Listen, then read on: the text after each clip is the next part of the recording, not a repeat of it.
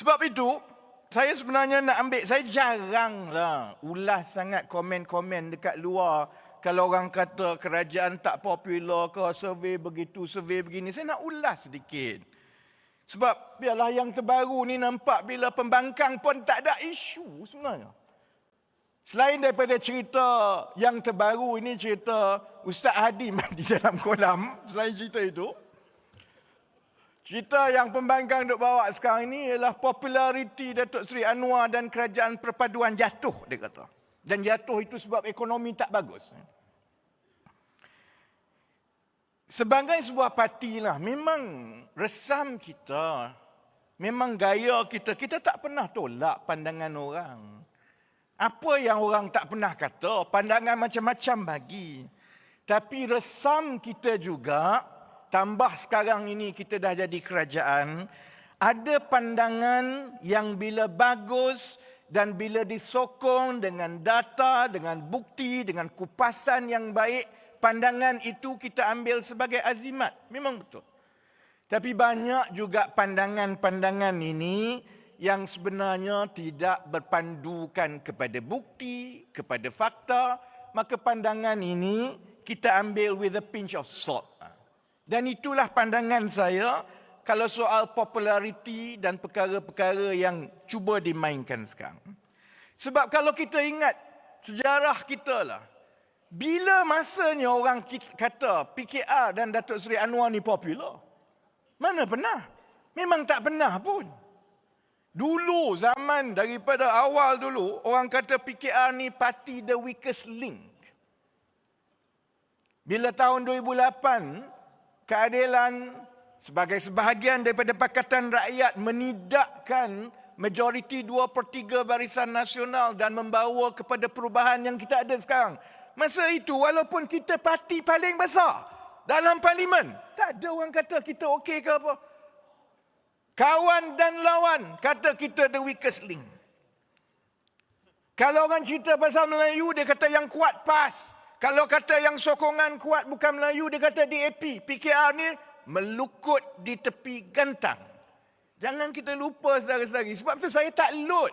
Kalau ada orang kata sekarang ni tak popular lah, merudum.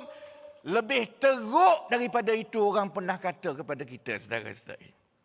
Sebab itu bila tahun 2014, 2015, bila kita dah nampak PAS tidak lagi sehaluan dengan aspirasi negara progresif yang kita bawa, bila kita kata kita kena berpisah daripada PAS, lalu kita tubuhkan Pakatan Harapan, yang ramai bagi pandangan yang menentang itu adalah kumpulan yang mengaku progresif sendiri.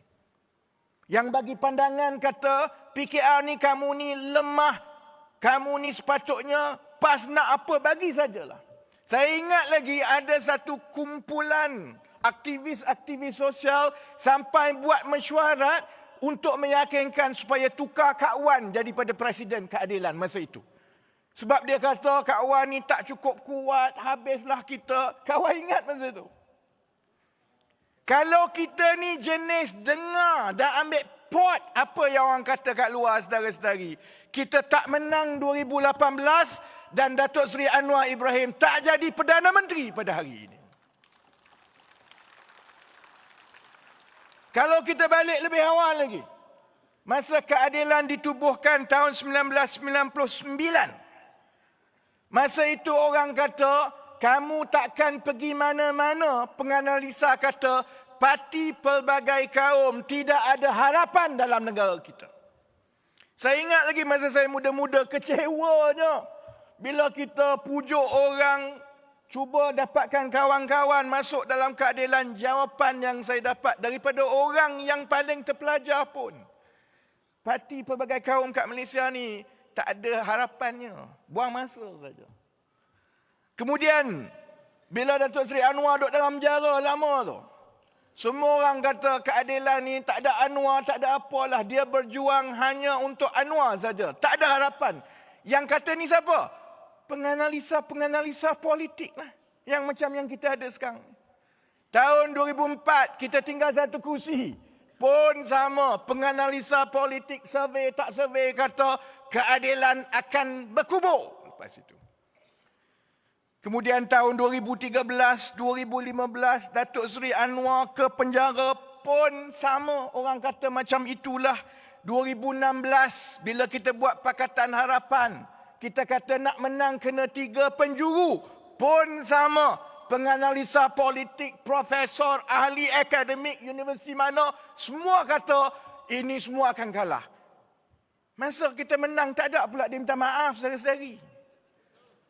Ni yang duk tulis ni, analisa demi analisa. Bila kita menang, pernah dengar tak? Ada seorang penganalisa politik tampil ke hadapan kata, sebenarnya saya silap 2 tahun lepas. Sebenarnya, keputusan yang dibuat oleh PKR itu adalah tepat. Kita takkan dapat, saudara-saudari. Sama, lepas tahun 2020, kena khianat dengan Sheraton. Ini penganalisa yang sama juga ni, yang duk bising semua ni. Dia dah kuburkan kejayaan politik Datuk Seri Anwar pun. Dan akhir sekali, nak masuk dalam pilihan raya umum tahun lepas. Bila kita sepakat kata tak perlu kerjasama dengan PAS, dengan Bersatu, kita masuk jadi blok terbesar. Dan itu bagi ruang kepada Datuk Seri Anwar untuk merundingkan penubuhan kerajaan selepas pilihan raya. Punlah termasuklah Merdeka Center ke, termasuklah pun kata tak boleh ni, PKR akan kalah besar. Macam kalah dalam pilihan raya negeri. Jadi sebab itu saudara-saudari, kalau kita tengok balik analisa cerdik pandai segala yang ada kat luar ni, bila masa mereka pernah meletakkan Datuk Seri Anwar Ibrahim boleh jadi Perdana Menteri? Tak pernah. Sebab itu, selama bertahun-tahun sudah jadi disiplin kita.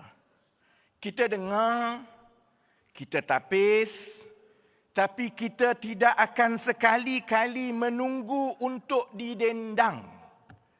Kita memang parti yang tak pernah didendang daripada hari yang pertama. Kita tak didendang kerana keputusan kita itu menongkah arus. Kadang-kadang keputusan kita mendahului zaman. Dan memang ambil masa untuk rakyat, untuk kumpulan, untuk cerdik pandai ini dapat melihat beberapa perkara yang hanya pada ketika itu berdasarkan bukti kita, data kita dan kepekaan kita sebab dekatnya kita dengan suara hati rakyat. Masa itu kita nampak, orang lain tak nampak.